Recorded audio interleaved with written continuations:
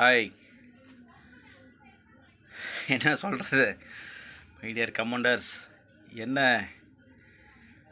அப்பா, என்னால் முடியல. இவனை பற்றியே சிந்திக்க வேண்டியதாக இருக்குது. சிந்திப்போம். சிந்திச்சு அடுத்து நம்மளை மாதிரி யாருக்குமே மன உளைச்சல் வரக்கூடாது. யாருமே பார்த்திங்கன்னா பணம் போட்டு ஏமாறக்கூடாது. நேற்று பார்த்தேன், ரூபன், கஸ்பர் மேல், எத்தனை பேர் பாதிக்கப்படுறாங்க. நான் எப்படின்னா, இவங்க எப்படி, நானும் கஸ்பர் மேல் உங்களை மாதிரி நானும் கொஞ்சம் இருக்கப்பட்டவனாக இருந்தேன். நானும் இந்தமாரி கொடுத்து மன உளைச்சல் ஆகியிருப்பேன். கொஞ்சமாக கொடுத்த எனக்கே மன உளைச்சல் அதிகமாகி போச்சு. உங்கள் அளவெல்லாம் கொடுத்துருந்தேன்னா அவனை நேரம் நான் உழைச்சி கட்டியிருப்பேன். உண்மையாக ஒரு அக்கறையாக நம்ம மாமனும் உண்மையாக பழகினதுனால தானே நம்ம சொல்கிறோம். அதை ஏற்றுக்கிற தன்மை இருக்கா பார்த்தீங்களா? அவனுடைய நிஜ முகம், கேமரா முன்னாடி முகம் வேறு, நிஜ முகம் வேறுங்கிறத நான் ரொம்ப நாளாக சொல்கிறேன். ஏன்னா நாங்கள் முன்னாடியே பார்த்துட்டோம். அதனால் நான் சொல்கிறேன், யாரும் நம்பலை. அனுபவப்பட்டால் தான் தெரியுது. அவனால் பாதிக்கப்படும் போது தான் தெரியுது. அவனுடைய நிஜ முகம் என்பது வேறு, கேமரா முன்னாடி அவன் நடிக்கிறது வேறு. புரியுதுங்களா? யாரையுமே நம்பாதீங்கன்னு சொன்னால் நான் கேட்க மாட்டேறீங்க. பட்டதுக்கப்புறம் தான் இதாக இருக்குது. நாங்கள் தான் பாதிக்கப்பட்டதுனால தான் சொல்கிறோம்ல. எவ்வளோ பேர் கம்யூனிட்டி போஸ்ட்டில் போட்டிருப்போம் பாருங்க, எவ்வளோ பேர் போட்டு ஏமாற்றிட்டாங்க. ஏன் வர்றதில்ல? ஃபலோடா நாராயண் ஏன் வர்றதில்ல? 1848 காதல் ஏன் வர்றதில்ல? அவங்களாம் நமக்கு முன்னாடியே சீனியர், காலங்காலமாக ஏமாந்தவங்க. அவங்களாம் சொல்லாமல் போயிட்டாங்க. அவங்க பட்ட துன்பத்தை நம்மகிட்ட சொல்லியிருந்தால் நம்மளும் பட்டிருக்க மாட்டோம். இப்போ வந்தால் நம்மளும் இப்போ நான் ஆரம்பத்துலேருந்தே பார்த்தேன். 2023 அவனை தொடர்ந்து பார்க்குறேன். இப்போ 3 வருஷமாக தான் அவனை ரொம்ப தொடர்ந்து பார்க்குறேன்னு வைங்க. 2.25 வருஷமாக தான் தொடர்ந்து பார்க்குறேன். ஒரு 5 மாதமாக சூப்பர் ஸ்டார் பண்ணி ஏமாந்தேன். புரியுதுங்களா? அதாவது நான் என்ன சொல்கிறேன்னா, இந்த மாதிரி ஏற்கனவே ஏமாந்தவங்களாம் நமக்கு ஒரு விஷயம் இந்தமாரி சொல்லிட்டு போயிருந்தா, இதெல்லாம் இருக்குது, இப்படிலாம் இருந்தால் நம்மளாம் ஏமாந்துருக்க மாட்டோம். எப்படியெல்லாம் ஏமாத்துறான், மாப்பிள்ளை இவன் ஏமாத்துறான். அங்கே ஒருத்தி உறவுகள்னு சொல்லி ஏமாத்துறது, இங்கே ஒருத்தி தங்கச்சி பிள்ளைகளான்னு சொல்லி ஏமாத்துறது. தயவு செஞ்சு ஏமாறாதீங்க. நம்மளாம் ஒன்றிணைலாம் வாங்க. இவங்கள இனிமே யாரையும் ஏமாற்ற விடக்கூடாது. புரியுதுங்களா? ஒரு தாய் மாமன் சொல்லி, தாய்க்கு இணையான ஒரு உறவு அடுத்து தாய் மாமனுக்கு தான், வேறு யாருக்குமே கிடையாது. அந்த மாதிரி ஒரு புனிதமான உறவை இவன் சொல்லி, மாமான்னு சொல்லி நம்மளெல்லாம் ஹிப்னாட்டிசம் பண்ணி, நம்ம கண்ணுக்கு பக்கத்தில் இருக்க உறவுகளை நம்ம ஓரளவுக்கு பாதிக்கப்பட்டிருப்போம். மனசு கஷ்டம் இருக்காது. இதெல்லாம் நம்ம ரிலாக்ஸ்க்காக நம்ம மொபைல் எடுத்து பார்க்குறோம், யூடியூப்புக்குள்ளே வரோம், சமூக வலைதளத்துக்குள்ளே நம்ம வரோம். இதில் டெய்லியும் நம்ம பார்க்குறதுனால அது ஒரு மாய உலகம் பாருங்கள். நம்ம டெய்லி பார்க்குறதுனால நம்மளை பேசி பிரெயின் வாஷ் பண்ணி நம்மளை நம்ப வச்சிடுறானுங்க. அவனுடைய ஜோக்கு வேறு, அவனுடைய சில நகைச்சுவைகள் நல்லாயிருக்கும். புரியுதுங்களா? இந்த சினிமாவோட ஒரு கவுண்டமணியோட இதெல்லாம் சொல்லி, செந்திலோட காமெடி, வடிவேல் காமெடியெலாம் சில விஷயங்கள் சொல்லி அதேமாரி வசனங்கள் பேசி ஏமாத்துறது. அப்புறம் இவனுடைய மிமிக்கிரி, இவனுடைய பாட்டு பாடுற திறமை, இதெல்லாம் வச்சு நம்மளை ஏமாத்துறது. ஒருத்தனை டெய்லி பார்க்க நம்ம அறியாமையில் நம்மளை ஏமாந்துடுறோம். அது ஒரு ஹிப்னாட்டிசம். அதெல்லாம் நம்ம மயங்கிடுறோம். புரியுதுங்களா? அப்படி தான் ஏமாறுறோம். இதெல்லாம் யாரும் ஏற்கனவே பாதிக்கப்பட்டவங்க ஏமாந்தவங்க சொல்லியிருந்தால் நம்ம அலர்ட் ஆகிருப்போம். யாரும் சொல்லாமல் போயிட்டாங்க. இனிமேல் யாரும் ஏமாறக்கூடாதுன்றனால தான் நான் பேசுகிறேன். புரியுதுங்களா? அதே மாதிரி நான் என்ன சொல்கிறேன்னா, ஒரு விஷயத்தை ஒரு 3 மாதமாக நம்ம ஃபாலோ பண்ணால், அது நிறைய பேர் சொல்லியிருக்காங்க. புரியுதுங்களா?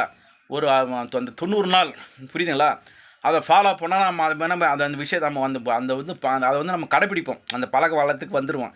அதே மாதிரி தான் அவனை டெய்லி 6 மணிக்கு பார்க்கணும். அதில் 10 மணி லைவும் போடுறான்னு சொல்கிறான்னா, 10 மணியும் போட்டு டெய்லி 2 மணி நேரம், 24 மணி நேரத்தில், ஒரு நாளைக்கு ஒரு மனுஷனோட 24 மணி நேரத்தில் டெய்லி இவன் 2 மணி நேரம் திருடுறான்.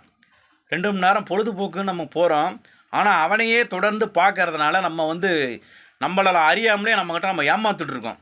அது யாருக்குமே புரிய மாட்டேங்குது. ஏற்கனவே நம்மளை ஏமாந்தவங்க யாருன்னா நம்மகிட்ட சொல்லிட்டு போயிருந்தா, இதெல்லாம் நம்ம பார்த்து ஏமாற மாட்டோம். அதாவது சும்மா அவனை ரசிக்கிறதோடு இருந்திருப்போம். நல்ல வேலை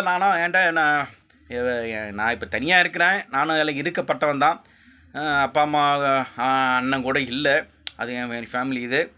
ஆனால் அங்கே அப்போ நான் இருந்தேன்னா என்னுடைய இதுக்கு நான் இவனுக்கிட்ட வாரம் 10,000 போட்டு ஏமாந்துருப்பேன் நான். மாதத்தில் ஒரு 20,000 30,000 கட்டி நான் ஏமாந்துருப்பேன் இவங்ககிட்ட. அந்த அளவுக்கு நான் உங்களை மாதிரி இப்போ கஸ்பர் மேல் மாதிரி, புரியுதுங்களா? இன்னும் யார் யார் போடுறாங்க, இப்போ பாதிக்கப்பட்டவர் ஒரு பேரை சொல்கிறேன்.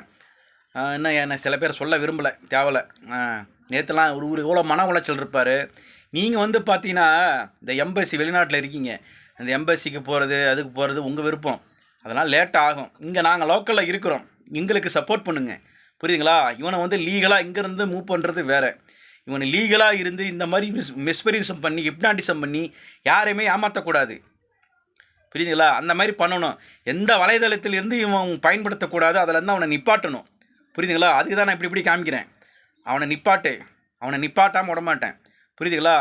அந்த எந்த வலைதளத்தில் இருந்து அவன் இனிமேல் பேசி எதுலையுமே பேசி இனிமேல் ஏமாற்றக்கூடாது. அதாவது நம்ம அதை தொடர்ந்து பார்க்குறதுனால நம்மளை அறியாமலே எவ்வளோ அலர்ட்டான ஆள் நம்மளே ஏமாந்துடுறோம். இன்னும் அதாவது சில விஷயங்கள் தெரியாமல் வீட்டுக்குள்ளேயே இருப்பாங்க. மக்களோட வெளியில் வந்து பழக்க வழக்கம் இல்லாமல் வீட்டுக்குள்ளேயே இருப்பாங்க. இந்த மகளிர்லாம் தான், அந்த லேடிஸ்லாம் எத்தனை பேர் ஏமாந்துருப்பாங்க. எத்தனையோ பேரை ஹிப்னாட்டிசம் பண்ணி எத்தனையோ பேரை மயக்கி பேசி, இவ்வளோ படித்தவங்க தீபாக்கா மன்னார்குடி பொண்ணு, அவங்கள சொல்கிறேன், அவங்கள எவ்வளோ பணம் வாங்கியிருக்காங்க பார்த்தீங்களா? 5,000 10,000 வாரம் அவங்க கூட கம்யூனிட்டி போஸ்ட்டில் போட்டிருப்பாங்க. போட்டு ஏமாந்துருக்காங்க. அப்புறம் அலாட் ஆனதுக்கப்புறம் இவனுக்கு எவ்வளோ வருமானம் வருது, என்ன வருது, ஏது வருது எல்லாம் தெரிஞ்சதுக்கப்புறம் இவனுங்கிட்ட இருந்து எச்சரிக்கையாக இருக்காங்க, புரியுதுங்களா? அவனை திட்ட ஆரம்பிச்சிட்டாங்க, யார் ஏமாறாதான்னு. அப்போயே ஜனவரி மாதமே நான் அலாட் ஆனேன், புரியுதுங்களா? ஏற்கனவே நான் அக்டோபர் 17 2025 இது பண்ணும்போதே நான் நிப்பாட்டிட்டேன். அக்டோபர் 17 தான் என்னுடைய கடைசி சூப்பர் சாட். அதுக்கு மேலே நான் பண்ணலை. கடைசி 100 ரூபா அது. நான் 100 200 20 40 எவ்வளோ போட்டிருக்கேன், புரியுதுங்களா? 400 ரூபா வரையும் அதிகபட்சமாக போட்டு ஏமாந்துருக்கேன். 20 ரூபாயும் 400 ரூபாயும் 100 ரூபாயும் தான் நிறையா போட்டிருக்கேன். போட்டு ஏமாந்துருக்கேன். அதேமாதிரி யாரும் போட்டு ஏமாறாதீங்க. போய் என்டர்டெயின்மெண்ட் பண்ணுறீங்க, நான் போவாதீங்கன்னு சொல்லலை, அது உங்கள் விருப்பம். போகிறீங்கன்னா வேடிக்கை மட்டும் பாருங்கள், புரியுதுங்களா? திட்டுறீங்களா, திட்டிட்டு மட்டும் வாங்க. இதை தான் நான் சொல்கிறேன். மற்றபடி சில விஷயங்கள் நான் பேசணும். 3 மணிக்கு வரேன். இதை பாருங்கள், இந்த இதில் நம்ம இருக்கிறதுனால என்னுடைய இதுவும் பாதிக்கப்படுது, பொருளாதாரமும் இருந்தாலும் வந்து பேசாமல் இருக்கக்கூடாது, புரியுதுங்களா? என்னால் வந்து முழு கவனமும் இதில் இருக்குது, இவன் மேலே தான் இருக்குது. என்னென்ன பண்ணுறான், ஏது பண்ணுறான், நைட்டு நான் 12 1 மணி வரையும் சில வீடியோக்கள் பார்க்குறேன், சில விஷயங்கள் இன்ஸ் எடுக்கிறேன், என்ன பண்ணணும், லீகலாகவும் சில வீடியோக்கள் நான் பார்க்குறேன். இந்த பிரச்சனைக்கு என்னென்ன பண்ணணும், என்னென்ன பண்ணக்கூடாது, புரியுதுங்களா? நிறைய விஷயங்கள் நான் இப்போ நிறைய விஷயம் கேதர் பண்ணிகிட்டு இருக்கேன். அதை பார்த்துட்டு ஹிண்ட்ஸ் எடுத்துக்கிட்டு இருக்கேன். இவனை சும்மா விடமாட்டேன். தயவு செஞ்சு அவனுக்கு பாதிக்கப்பட்டவங்க எனக்கு நான் லீகலாக பண்ணுற விஷயங்களுக்கு சப்போர்ட் பண்ணுங்கள், புரியுதுங்களா? நிறைய பேர் ஃபோன் பண்ணி பேசுகிறீங்க. நிறைய தங்கச்சிக்கு இப்போ நிறைய பேர் ஆண்களை விட 2 3 பேர் பெண்கள் தான் நிறைய பேர் பேசுகிறீங்க. ரொம்ப சந்தோஷம். தயவு செஞ்சு வந்து இவனை நம்பாதீங்க. இவனை இந்த எந்த வலைதளத்திலேயும் இவன் வந்து இனிமேல் முகத்தை காமிச்சு பேசி வீடியோ போட்டு ஏமாற்றக்கூடாது. எந்த வலைதளத்தையும் பயன்படுத்த விடக்கூடாது. அதுக்கு வந்து எனக்கு சப்போர்ட் பண்ணுங்கள். மற்றபடி நான் 3 மணிக்கு லைவ் வரேன். 3 மணிக்கு நிறைய விஷயங்கள் பேசலாம். உங்களுக்கு வேறு ஏதாவது கேள்விகள் இருந்தால் கேளுங்க, கமெண்ட்டில் சொல்லுங்கள், நான் பதில் சொல்கிறேன். நன்றி. மதியம் 3 மணிக்கு லைவில் பார்க்கலாம்.